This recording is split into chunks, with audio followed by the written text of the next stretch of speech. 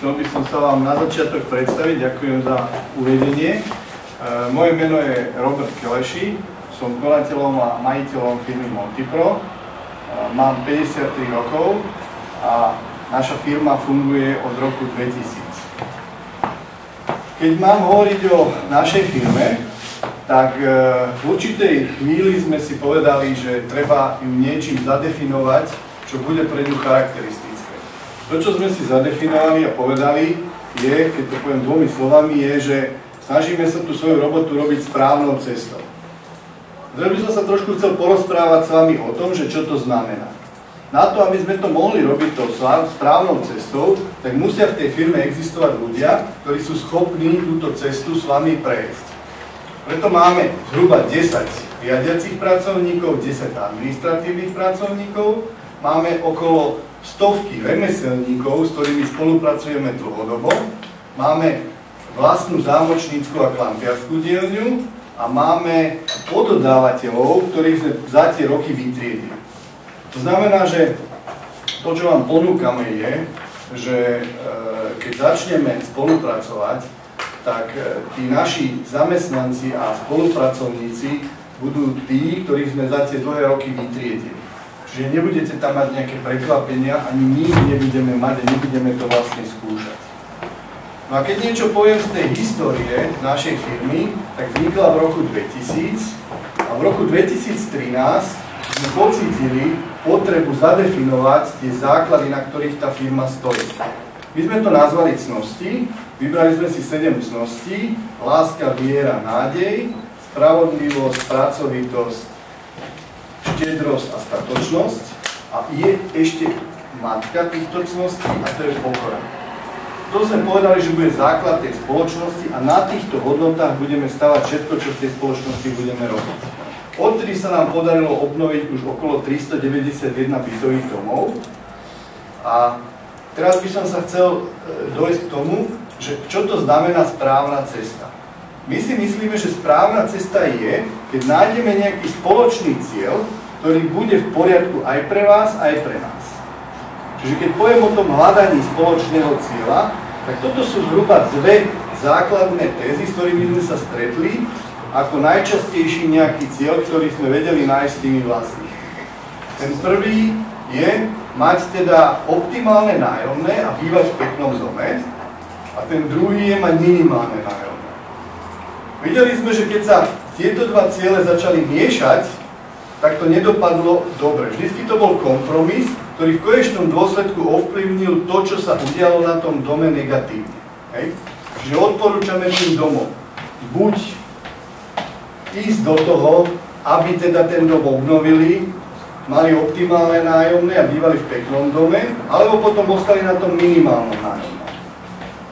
Teraz by som uviedol taký jeden graf, ktorý hovorí o tom, že čo sa deje, keď idete jednou alebo druhou cestou. Je to z nejakej našej 15-ročnej skúsenosti. Ne? Čiže ak tie domy sa vydali tou cestou, že išli na to minimálne nájomné, to znamená za každú cenu čo najnižšie, tak to nájomné stúpalo. Kvôli opravám, kvôli údržbe toho domu a kvôli cenám energií a iných služieb, ktoré stúpajú. Ak idú tou druhou cestou, tá modrá je tá cesta, o ktorej som hovoril doteraz, hej. Ak idú tou druhou cestou, to je tá červená, tak to nájomné v určitej chvíli výrazne stúpne, to je vtedy, keď musia zafinancovať tú obnovu ako takú, potom mierne klesá, to je šetrenie na energiách, a potom výrazne klesne, keď splatia ten úver. A tam niekde sa pretínajú tie dve krivky. Hej? A v zásade sa to začína vymieňať. To znamená, do tejto doby to vyzerá, že títo platia viac a od tejto doby oni platia menej. Teraz to, čo vás chcem upozorniť a z čoho vznikla aj naša misia, ako to celé naplňame, je to, že tento úsek sa pohybuje niekde medzi 20 a 30 rokmi. A z toho nám vyplynulo, že keď máme mať nejaký spoločný cieľ, ktorý je výhodný pre obidvoch, tak vlastne ten cieľ je vlastne to, že vám môžeme ponúknuť niečo, čo vám tých 30 rokov vydrží. Ja som tu vonku, tu teraz hovorím úplne ako autenticky, počul, že jedna pani, neviem, či tu sedí, hovorila, že obnovovali lóžie a je vlastne po ani neviem, 12 rokoch, hej, je to také, že to musia znovu robiť. Hej. A to je presne to. My vidíme, že ak sa tá nejaká časť toho robí, a tie lóžie sú úplne typický príklad, iba čiastočne, alebo neodborne, alebo nie z toho pohľadu na 30 rokov alebo 20, tak to býva tak, že tá konečná suma, čo zaplatia za tie lóžie, je viac, ako keby na začiatku sa to urobilo raz a poriadne. Čo k tomu potrebujem, aby sa toto mohlo udiať? Tomu, čo treba urobiť, je, že musí to začať kvalitným projektom. To znamená, že ten projekt musí mať podrobnosť realizačného. Inak sa tie lóžie neudejú v tom kvalitnom štýle. A dokonca ešte im to nestačí. Ten projekt tam musí byť naozaj dobrý. Musí v tomto zmysle myslieť. A druhá vec, ako náhle je tam nízka cena za ten projekt, tak tí projektanti, jak už 15 rokov poznáme, to robia tak, že oni majú nejakú hodinovú sadzbu. A teraz idú do tej súťaže. Oni vám dajú cenu za projekt. A vy poviete, to je vysoká cena. A oni urobia to, že ju znížia. Hej?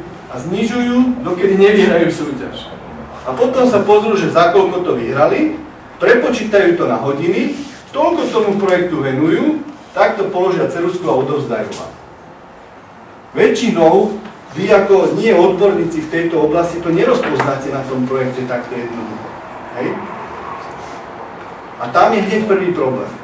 Na základe takéhoto poloprojektu to firmy začnú naceňovať. A potom príde k tomu, že teda treba vybrať správne toho dodávateľa. Ak je opäť to kritérium nízka cena, tak opäť skončíte na tom istom. Hej? Minimálne treba urobiť obhliadku realizovaných stavieb a návštevu sídla tej firmy. Pretože aj to, čo ja vám hovorím, je jedna vec, ale čo sa deje v skutočnosti v tej mojej firme, vy sa musíte o tom presvedčiť. To je veľmi jednoduché vám tu niečo porozprávať, to sa potom nedieje. Ja vám môžem úplne otvorene povedať, my sme robili minulý týždeň stratégiu a ja som sa naozaj musel niekedy hádať s tými svojimi pracovníkmi, aby proste tie hodnoty držali. Hej? Stále mi hovoria, na čo sa máme držať? Musíte, lebo inak nebude náš cieľ spoločný, ktorý chcem mať s vami. A tu je ten spoločný cieľ. Pekné bývanie a s optimálnym nájomným a milými susedmi. Toto je môj cieľ. Lebo videl som, že veľakrát proste toto, keď tam chýba, milými susedmi. Ako ich zabezpečiť? Výborne, to som. Ideme na to. No, takže čo je potrebné urobiť? Okrem toho výberu je tam aj analýza tých ponúk, okrem toho návštevy tej firmy. To je krátko. Každú túto jednu vec by som mohol mať zvlášť prednášku, ak niekto bude mať záujem, viem mu poslať nejaké o tom veci, kde si môžete to prečítať podrobnejšie. Posledná vec je kontrola kvality pre realizácii. Hej? Len krátko o tom poviem, možno na to, čo ste sa pýtala. Stavebný dozor. Ak nie je 3-krát na stavbe, nemá šancu skontrolovať tie procesy. Super. Ja som sa to neodvážil povedať. Väčšina mojich stavebných dozorov, čo mám na stavbách, chodí raz týždenne. A to vôbec nestačí. Super, tak som rád, že je tu spoločnosť, ktorá tomu rozumie. Potom, ja z mojej praxe viem, že minimálne dvojstupňová kontrola každého procesu u mňa vo firme. Čo nekontrolujeme, tak sa zhoršuje.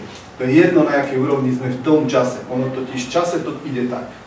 Čiže minimálne dvojstupňová. Čiže u nás napríklad je kontrola medzi stavbyvedúcim a tým parťakom a mám vedúceho výroby, ktorý si kontroluje tých stavbyvedúcich. Posledná kontrola, ktorú tu nespomínam, je to, že mi vždycky robia taký kontrolno-skúšobný plán, ktorý priložia k faktúre a ja keď sa na ňo pozriem a z toho plánu vidím, že to robili za stolok, tak potom idem na stavbu ja, lebo vtedy už to je už klamstvo, to už nie je v poriadku s tými hodnotami. Dobre, a teraz poďme k tomu, že ako to dosiahnuť. Hej? To, čo sme povedali, niekto musí urobiť. Aby boli milí susedia, tak môže to urobiť len ten predseda spoločenstva, alebo zástupca. Keď to robí správca, keď to robí dodávateľ, projektant, hoci kto iný, hej, tak sú s tým problémy. Nedosiahnete to. Lebo len ten predseda je majiteľ. On býva v tom byte, on to cíti, že to je jeho dom. A on jediný vie celý ten proces riadiť. Pretože má správne pohnutky, ako riadiť ten proces. No a druhá vec, ktorá je tu veľmi dôležitá, že odmenu za túto prácu musí dostať od vlastníkov.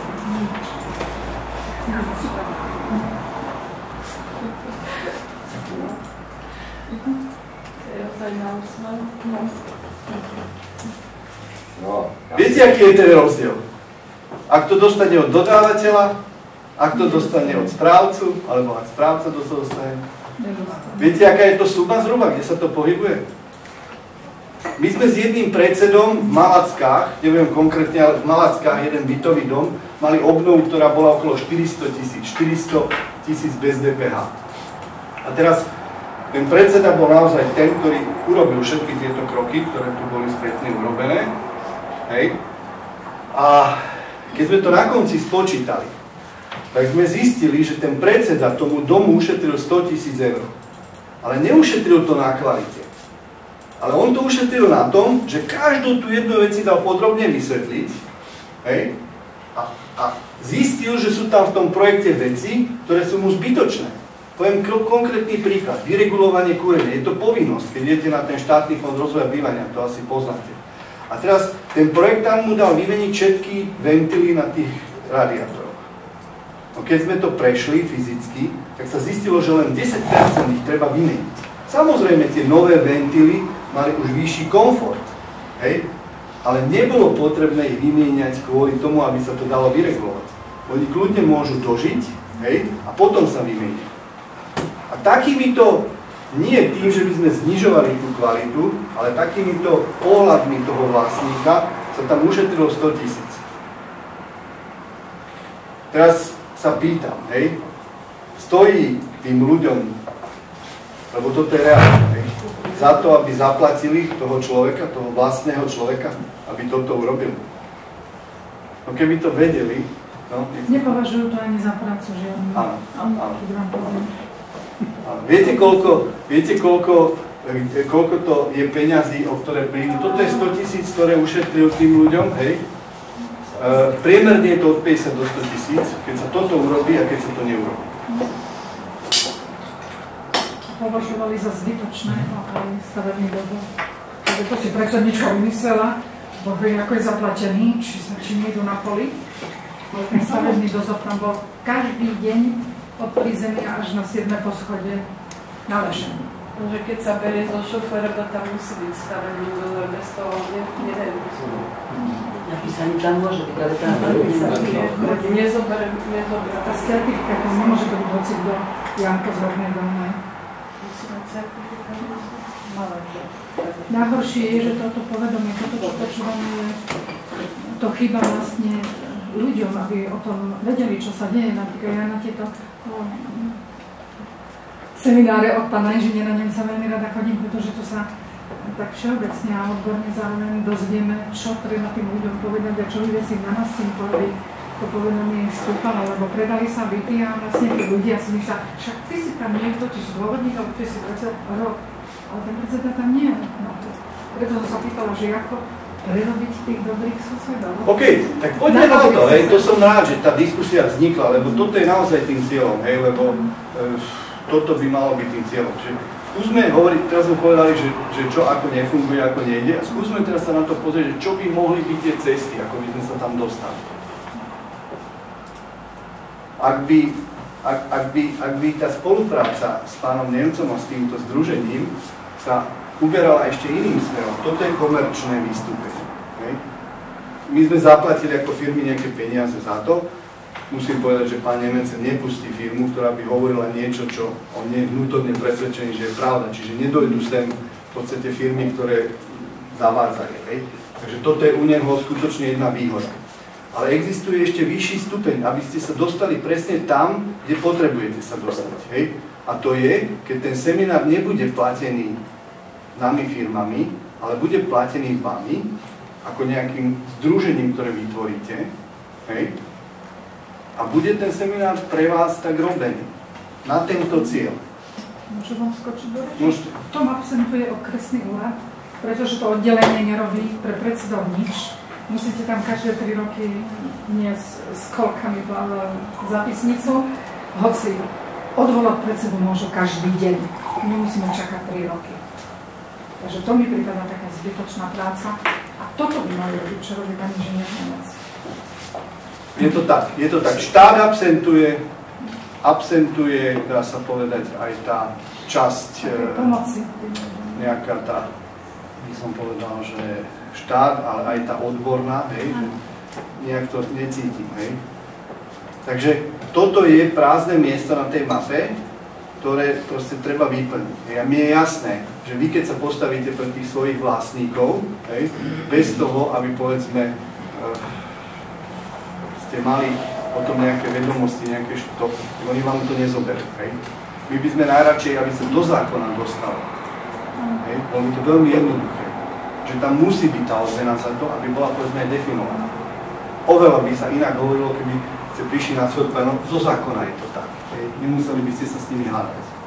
Takže aj to legislatívne povedomie je tá predstava a pán Nemec je tomu naklonený, že by sme aj tým smerom tlačili. Čiže to, čo navrhujeme, je vytvoriť to spoločenstvo, dohodnúť sa na nejakom členskom poplatku, ktorý nemusí byť vysoký, kde sa budeme zdieľať. Existuje. Spoločenstiev má sídlo v Košice. A oni majú ešte pobočky. Majú aj pobočky. Áno, majú a tam nejaké členské sa platí každý rok. Áno, podľa 3 € alebo koľko sa platí na mesiac. Nie na mesiac, ročne sa to A platí. kto je v tom združení? Aj my sme. Traja, hej? Ročne sa to platí. Takže dvaja, hej? Ja aj tam prednášam, hej? Ale keď porovnávam tie združenia, tak musím povedať, že pán Nemec je najbližšie naklonený k tomu, aby sa to dostalo tam, kde to treba. To treba tým ľuďom dostať. Do tých práčovní, panelární a tak ďalej. Hej? Lebo to, jak ja sa s vami snažím spoločný cieľ nájsť a zdieľať, to je nejaký základ, o ktorom potom sa dá dlhodobo na tom stavať, tak ten predseda by mal vytvárať spoločný cieľ s tými nájomníkmi. Hej, povedať, susedia moji milí, ak chceme niečo dosiahnuť, musíme si dať nejaký spoločný cieľ. Niečo, čo nás, samozrejme, vždy tam máte takých tých, bude o tom reč. Dobre, čiže ja musím to ukončiť. Čiže ako zvládnuť tie úlohy predsedu, hej, tak on je nezastupiteľný vo vytváraní interných vzťahov a budovaní tej správnej kultúry. Hej. Čiže toto by malo byť jeho gro. Na toto by podľa mňa mal dostať aj školenie, aj podporu. Toto je to rozhodujúce. To ostatné, to znamená, že keď potrebujete s tými loďami pomôcť a tak ďalej, tam nie je problém. Tam sa dajú dostať zvonku. Len vy musíte aspoň vedieť ten základ, aby ste vedeli rozšíriť odborníka, ktorý je uplatený, poviem to otvorene, od tej stavebnej firmy a tlačí len svoje, od toho, ktorý to robí tak, že vám povie pravdu o tom obore. Keď každý sa tvári. Je to tak. Toto je vec, ktorú ja ani poviem pravdu, neviem, ako to urobiť. Hej. My sme sa v tom 2013 rozhodli, že nebudeme takto fungovať, hej, nepodporujeme tieto veci, hej. Častokrát sme s týmito ľuďmi na nože, hej, ale myslíme si, že jedine tak sa dajú vytvoriť tí milí susedia. Hej. Ako náhle toto, neviem povedať teraz, že jak to rozlíšiť. No, ja vám poviem len moju skúsenosť, keď sme začínali, tak tiež v každom dome sú negatívni ľudia, to ako sa všade vyskytuje. A keď sme chceli, aby neskončila tá schôdza hádkou a nebola 3 hodiny, tak jednoducho treba sa veľmi dôkladne pripraviť na tú schôdzu, to je prvá vec. Mať okolo seba v rade spoľahlivých ľudí, ktorí, lebo predseda to nemôže robiť sám, to je ťažké. No a postupne títo ľudia, ktorí tam prišli len preto, aby sa hádali a tak, my sme mali pevný program a keď niekto aj odvecí nejaké negatívne veci, my sme ho nechali hovoriť. Dobre, zapíše sa do zápisnice takýto názor, a ten človek videl, že nikto s ním tam nekomunikoval, tak povedal, že on už nepríde.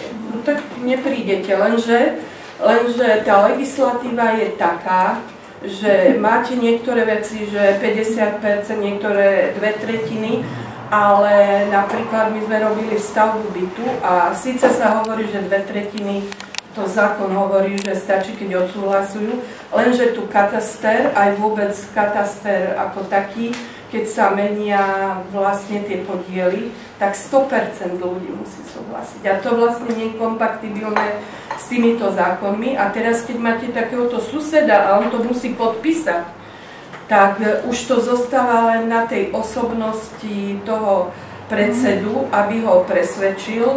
A proste, no, ja vám poviem, že všeličo som robila a sme 7 rokov vybavovali tú stavbu bytu, lebo zákony sa stále menili a ešte sme mali tam aj mestské byty a mesto nám tvrdilo, že sa to nedá podľa zákona a také veci, to nejdem tu rozprávať, ale je to beh na dlhé trate a potom, keď tí ľudia vidia, že niekde sa to posúva a my sme také vážne veci poschvalovali, tak ja som im aj veľmi poďakovala a som im povedala, že som šťastná, že bývam v dome, kde tí ľudia majú zdravý rozum a som im za to poďakovala proste, aby videli, že je to zaslúha aj ich. Aby sme rozumeli, vy ste vyrábali byt z nebytového priestoru v dome? Áno. No to bola 7-ročná cesta. No tam sú... Jasne, ja veľmi pekne ďakujem, toto je presne to, o čom hovorím, hej. Tá pani prešla tú cestu, hej. Ona môže pomôcť tým ostatným, aby nemuseli celú tú cestu prešlapať, dať im tie skúsenosti, aby sa tá cesta skrátila, hej. Čiže vidíte, že ak sa to zoberie za správny smer, je to možné, ja to tiež vidím, je to ale zásad. na druhej strane vám poviem, no tak nebudem tu hovoriť o odmene, lebo to je smiešná odmena, ale ja som vybavovala 3 úvery, jednu cez banku, 2 cez ŠFRB a ešte som vybavila aj pokutu zmluvnú.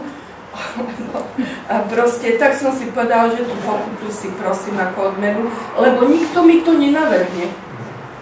Proste a ja som strávila kopu voľného, to aj na tej schôdzi ja som im to v skratke aj povedala, čo ma to stalo úsilia, nie preto, aby som sa chválila, ale aby vedeli, že to robím aj pre nich a že si, áno, a že si proste zaslúžim aj niečo za to, ale keď si to nepoviem sama, nikto to za mňa nepovie. Povedia vám, že možná firma, ktorá notila, že ste sa nakradli. Pri tom zateplovaní ste si nakradli, no a hovorím si. Ja vám poviem k tomu len toľko, že aby ste videli, že ako to v skutočnosti je. Ak vám oni nezaplatia za tú robotu, tak vás okrádajú. Vtedy nevznikne... Lenže na to neexistuje nejaký zákon, aká má byť odmena. Já se strašně omlouvám, mně se ta diskuze moc líbí, já se vám přiznám v jedné věci.